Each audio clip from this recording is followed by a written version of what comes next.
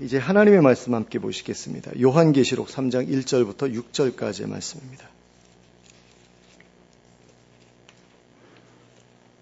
요한계시록 3장 1절부터 6절까지의 말씀을 함께 합독하도록 하겠습니다. 함께 읽겠습니다. 시작. 4대 교회의 사자에게 편지하라. 하나님의 7 영과 7 뼈를 가지신 이가 이르시되 내가 내 행위를 아노니 내가 살았다 하는 이름은 가졌으나 죽은 자로다. 너는 일깨어 그 남은 바 죽게 된 것을 굳게 하라. 내 하나님 앞에 내 행위의 온전한 것을 찾지 못하였노니 그러므로 내가 어떻게 받았으며 어떻게 들었는지 생각하고 지켜 회개하라. 만일 일깨지 아니하면 내가 도둑같이 이르리니 어느 때에 내게 이르는지 내가 알지 못하리라. 그러나 4대에 그 옷을 더럽히지 아니한 자 몇 명이 내게 있어 흰옷을 입고 나와 함께 다니리니 그들은 합당한 자인 연고라. 이기는 자는 이와 같이 흰옷을 입을 것이요 내가 그 이름을 생명책에서 결코 지우지 아니하고 그 이름을 내 아버지 앞과 그의 천사들 앞에서 시인하리라.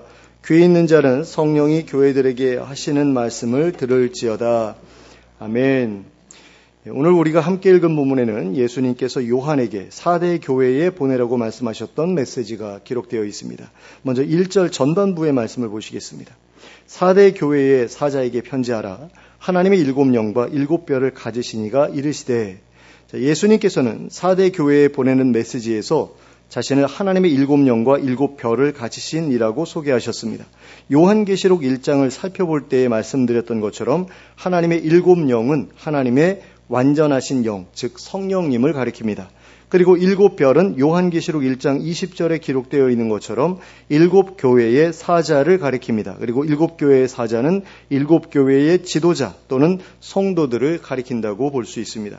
그러면 예수님께서 자신을 성령님을 소유하고 계신 분으로 소개하신 이유는 무엇일까요? 그것은 예수님께서 당신의 백성들에게 성령님을 보내주시는 분이시라는 사실을 말씀해 주시기 위함입니다.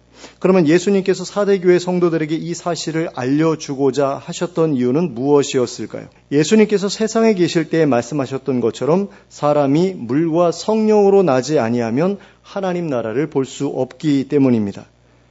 그러니까 성령으로 거듭나야 하나님 나라에 들어갈 수 있기 때문이다라는 거죠. 그러므로 예수님께서 당신의 백성들에게 성령님을 보내주신다는 것은 예수님께서 당신의 백성들을 하나님 나라에 들어갈 수 있게 해주신다는 것과 같은 의미라고 할 수 있습니다. 그러므로 예수님의 이러한 자기소개는 고난받는 4대 교회의 성도들을 향해 내가 너희를 하나님 나라에 들여보내줄 것이니 끝까지 믿음을 포기하지 말라는 의도에서 하신 말씀이라고 할 수 있겠습니다. 예수님께서 자신을 7 뼈를 소유하고 계신 분으로 소개하신 이유도 이와 다르지 않습니다. 예수님께서 자신이 7 교회의 지도자들 또는 성도들을 소유하고 계시다고 소개하신 이유는 그 성도들 가운데 어느 누구도 잃어버리지 않으실 것이라는 사실을 말씀해 주시기 위함입니다. 예수님께서는 요한복음 6장 39절에서 다음과 같이 말씀하셨습니다.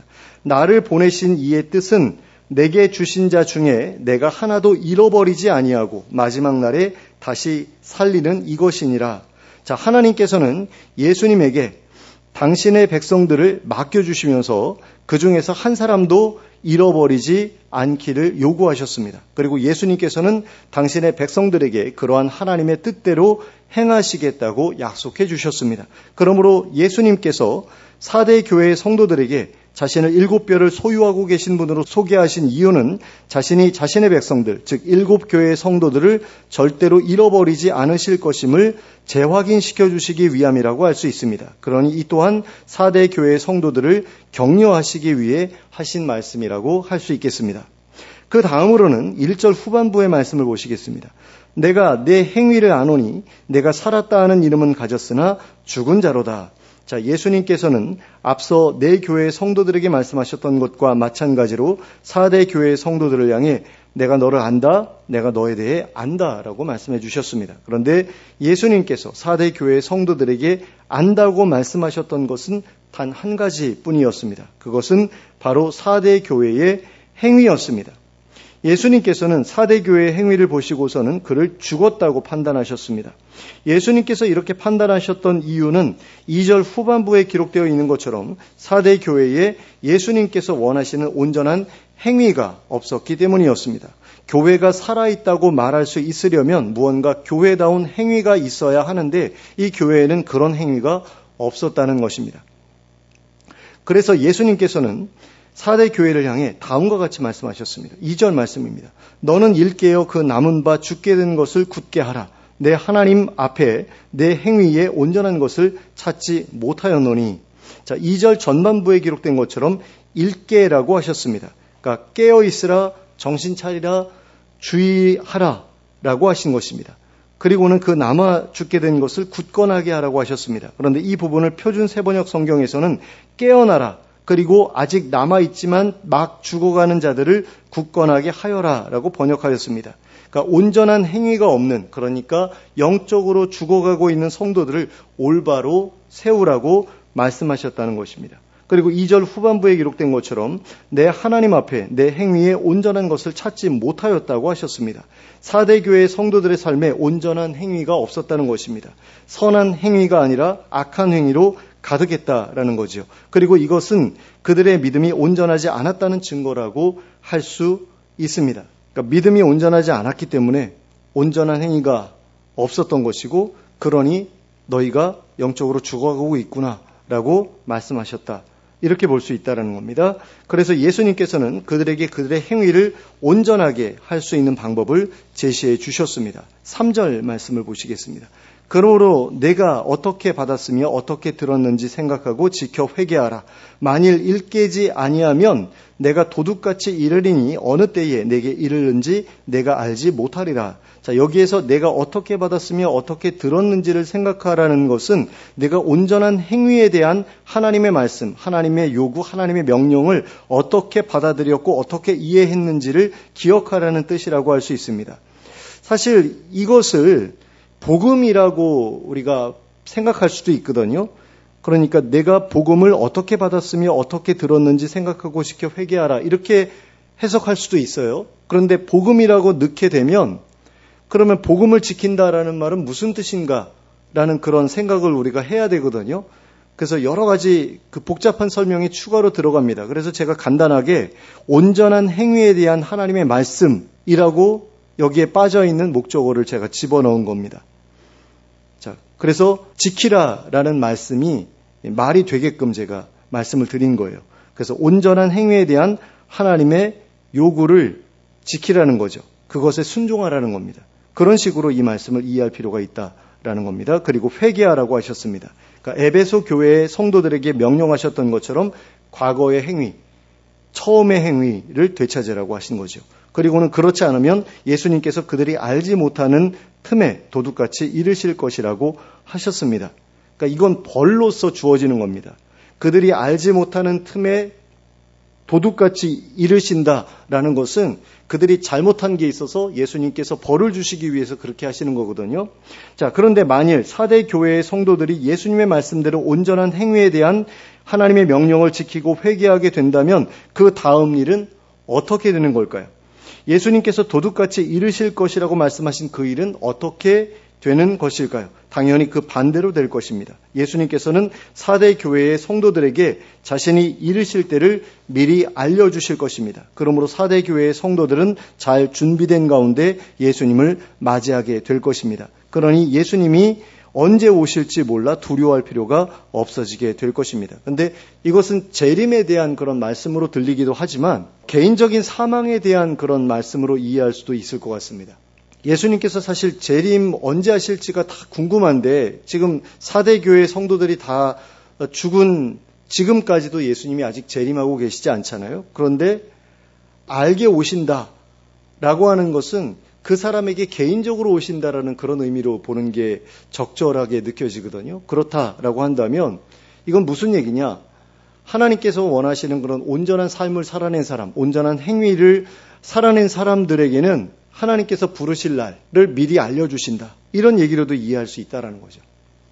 그러니까 내가 죽을 때가 가까워 왔는데 이제 하나님께서 나를 부르시겠구나, 예수님께서 나를 데리러 오시겠구나라는 것을 미리 알 수 있게 해주실 것이다라는 말씀으로도 이해할 수 있다라는 거죠. 그렇게 되면 내가 내 인생을 정리하는 게 좀 더 수월해지잖아요.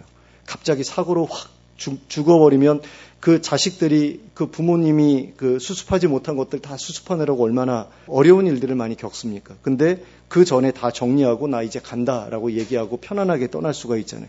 그런 어떤 은혜를 주시겠다라는 그런 말씀으로도 이해할 수 있다라는 거죠. 그렇다고 해가지고 내가 갑작스럽게 죽으면 그건 뭐 하나님께 저주를 받은 것이다, 이런 식으로 제가 말씀드리는 건 아니고요.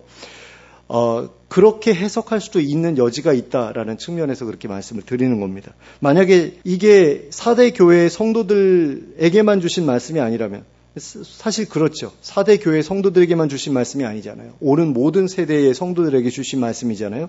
그렇기 때문에 언제가 될지는 모르겠지만 예수님께서 다시 오실 때에 정말로 하나님께서 원하시는 거 온전한 행위의 열매를 맺으면서 살고 있는 사람들이라면 예수님께서 언제쯤 오시겠다라는 것을 어느 정도는 알고 대비할 수 있게 될 것이다라는 그런 말씀으로도 이해할 수가 있는 거죠. 그러니까 뭐 언제 몇 년 몇 월 며칠에 오신다, 이런 식으로가 아니라 조만간 오시겠구나라는 것을 감지할 수 있게끔 해주시지 않겠느냐, 이 말씀을 통해서 그렇게도 생각해 볼 수 있다라는 겁니다. 여러 가지 해석의 여지를 제가 말씀을 드리는 거예요.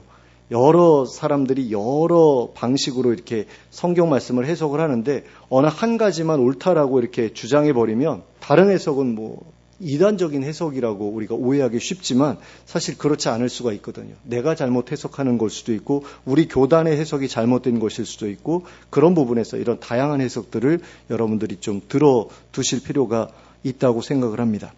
자, 그 다음으로는 4절 말씀을 보시겠습니다. 그러나 4대의 그 옷을 더럽히지 아니한 자 몇 명이 내게 있어 흰 옷을 입고 나와 함께 다니리니 그들은 합당한 자인 연고라.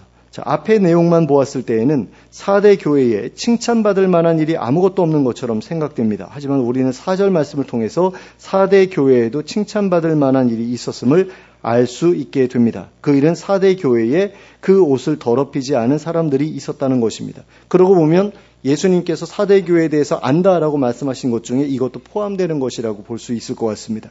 자, 그러면 옷을 더럽혔다는 말씀의 의미는 무엇입니까? 거룩함을 지키지 못했다는 거죠. 정결함을 지키지 못했다라는 겁니다. 죄에 물들어 버렸다라는 것입니다. 좀 더 구체적으로 이야기하면 형제를 미워하거나 음행하거나 거짓을 말하거나 하는 것과 같은 짓들을 저질렀다라는 겁니다. 제가 지금 말씀드린 것은 그 10계명 중에서 3가지의 계명을 간단하게 이제 말씀을 드린 건데요. 이런 일들을 한 것에 대해서 옷을 더럽혔다라고 볼 수 있다는 거죠. 그런데 4대 교회에는 소수이기는 하지만 이런 일들에 물들지 않은 사람들이 있었다는 것입니다. 그래서 예수님께서는 그들을 합당한 자로 여기셔서 그들이 흰 옷을 입고 자신과 함께 다니게 될 것이라고 선언하셨습니다. 그런데 이 말씀을 보면 예수님께서 이 세상에 계실 때 제자들과 함께 다니셨던 모습이 자연스럽게 떠오릅니다. 그러므로 이 말씀은 예수님께서 제자들에게 하셨던 그대로 그 합당한 자들을 당신의 곁에 머물게 하시고 그들과 늘 함께 지내실 것을 말씀하신 것이라고 할 수 있습니다. 그러니까 하나님 나라에서 하나님과 함께 옛날에 제자들이 예수님과 이렇게 다녔던 것처럼 예수님과 함께 이렇게 다니게 될 것을 말씀하신 것으로 이해할 수 있다는 거죠. 그러니 얼마나 영광스러운 일이겠는가 라는 생각을 하지 않을 수가 없습니다. 자, 그리고 그 다음으로는 앞서 다른 교회들에게 말씀하셨던 것과 마찬가지로 이기는 자에게 주실 상에 대해서 말씀하셨습니다. 5절과 6절 말씀입니다. 이기는 자는 이와 같이 흰옷을 입을 것이요 내가 그 이름을 생명책에서 결코 지우지 아니하고 그 이름을 내 아버지 앞과 그의 천사들 앞에서 시인하리라. 귀 있는 자는 성령이 교회들에게 하시는 말씀을 들을지어다. 자, 예수님께서는 4대 교회 성도들을 향해 이기는 자는 흰옷을 입을 것이라고 하셨습니다. 그런데 우리는 앞에서도 예수님께서 4대 교회 성도들을 향해 옷을 더럽히지 않은 자가 흰옷을 입을 것이라고 말씀하신 것을 보았습니다. 그러므로 예수님께서 이기는 비결로 말씀하신 방법은 바로 옷을 더럽히지 않는 것임을 알 수 있게 됩니다. 옷을 더럽히지 않은 자라야 흰옷을 입을 수 있게 되는 것입니다. 그런데 앞에서도 그렇고 여기에서도 그렇고 예수님께서는 옷을 더럽히지 않는 자나 이기는 자를 향해서 흰옷을 입을 것이라고 말씀하셨지 흰옷을 주겠다고 말씀하지는 않으셨습니다. 그렇다면 예수님께서 말씀하신 흰옷은 나중에 새롭게 입게 되는 옷이 아니라 이전에 이미 얻은 옷이라는 것을 알 수 있게 됩니다. 그러니까 옷을 더럽히지 말아야 된다라고 했을 때 그럼 더럽혀지지 않은 옷도 흰옷일 것이다라고 우리가 생각할 수 있는 거죠. 근데 그 흰옷을 더럽히지 않으면 또 새로운 흰옷을 준다라고 이해할 수도 있지만 어쩌면 처음에 받은 그 흰옷을 계속해서 입게 될 것을 말씀하신 것이라고 볼 수도 있다라는 겁니다. 그러면 그 더럽히지 않은 그 옷은 언제 얻은 옷이냐? 예수님을 믿고 회개하고 세례를 받았을 때 입게 된 새 옷일 것이다 라고 볼 수 있는 거죠. 그러므로 믿는 사람들은 모두 다 예수님을 믿음으로써 새 흰 옷을 입게 된 사람들이라고 할 수 있습니다. 그리고 그렇게 새 흰 옷을 입게 된 자들에게는 이 흰 옷을 더럽히지 말고 계속해서 깨끗하게 유지해야 할 책무가 주어져 있습니다. 그러면 우리는 어떻게 해야 이 흰 옷을 더럽히지 않고 깨끗하게 유지할 수 있을까요? 마가복음 7장 14절부터 23절까지의 말씀을 제가 읽어드리겠습니다.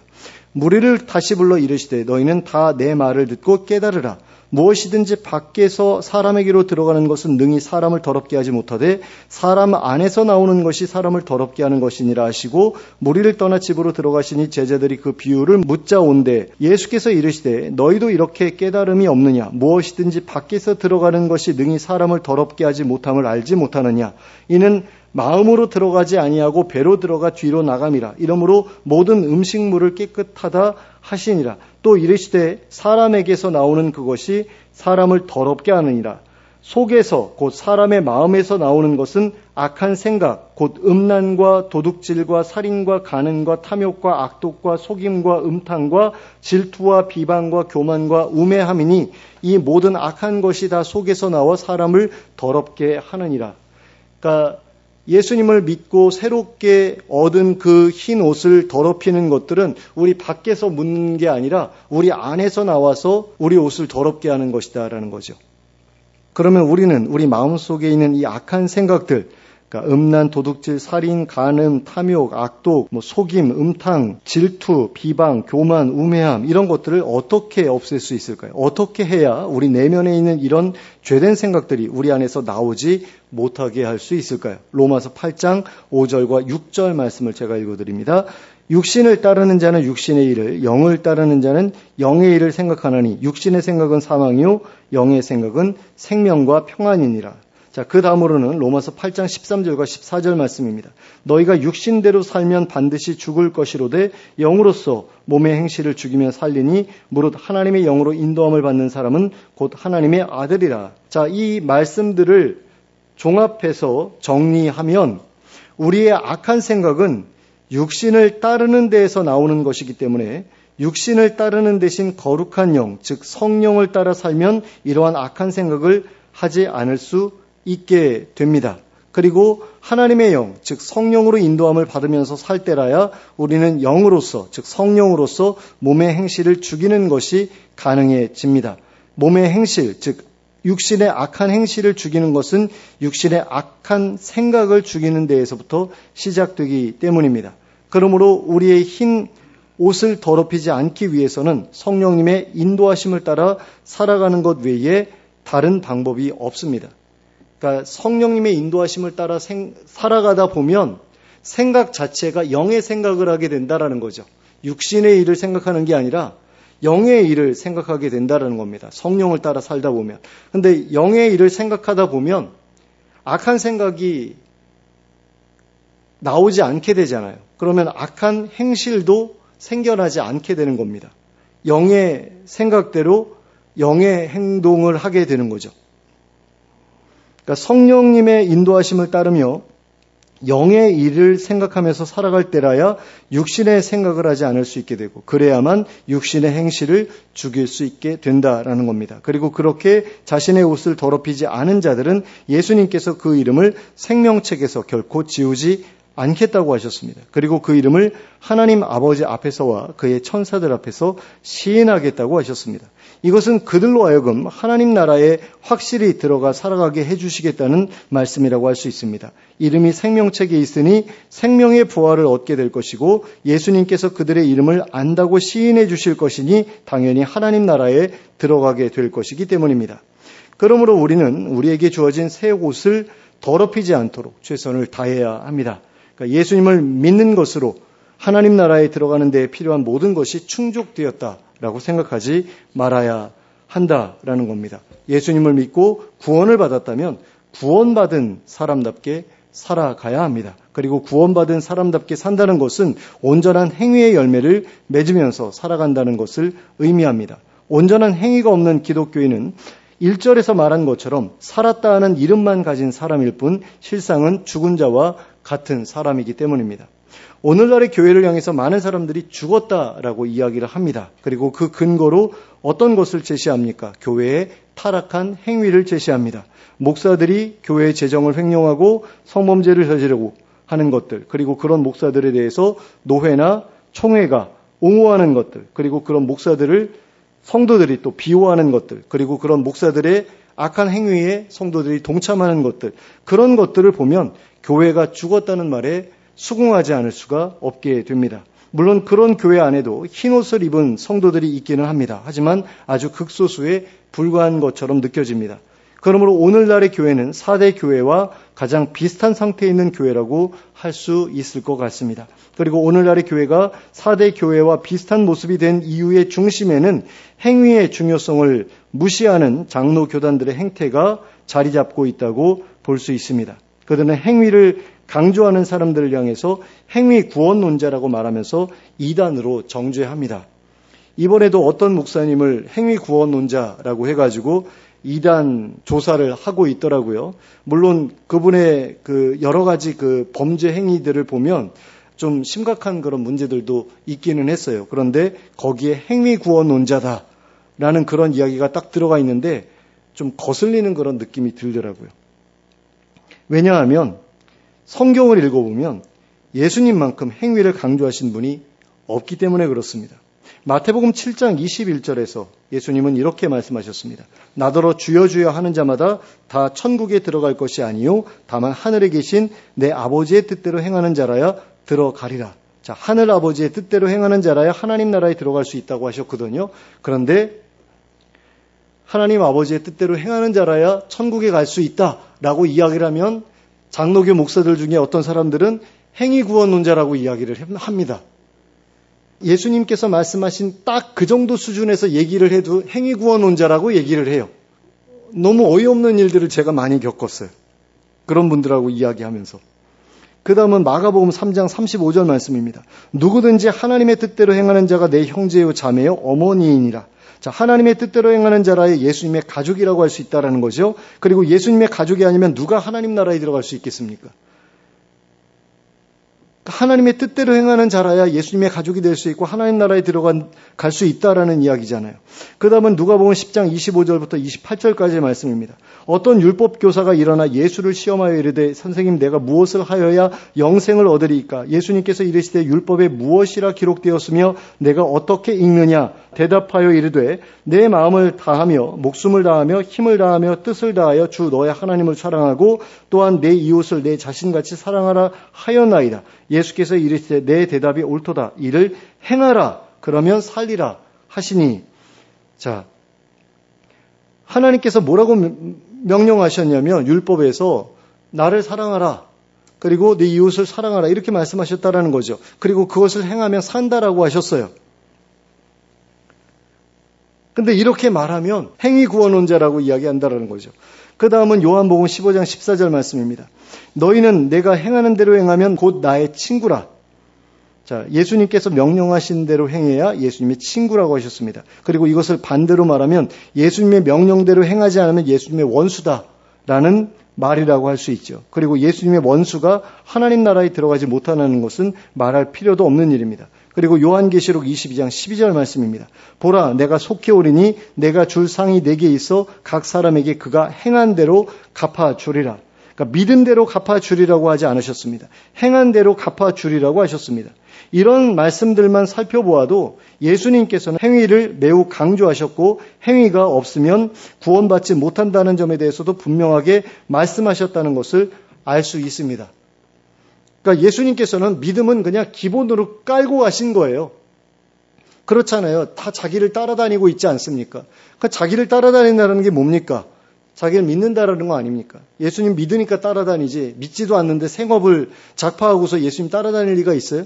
그러니까 믿는 사람들에게 하신 말씀이에요. 그런데 이미 믿고 있는 교인들을 향해서 행위가 중요합니다라고 이야기를 하면 그걸 행위 구원론자라는 식으로 그렇게 정죄를 한다라는 거예요. 그 사람이 지금까지 설교를 해가지고 유튜브 같은 데 올려놓은 거 다 들어보면서 행위를 강조한 게 있나 뒤져가지고 행위를 강조했네. 이 사람은 행위 구원론자네. 그러면서 정죄를 한다라는 거예요. 그래가지고 마음에 안 드는 목사 쳐낼 때마다 노회나 총회 같은 데서 이런 식으로 목사를 잡돌이를 한다라는 거죠.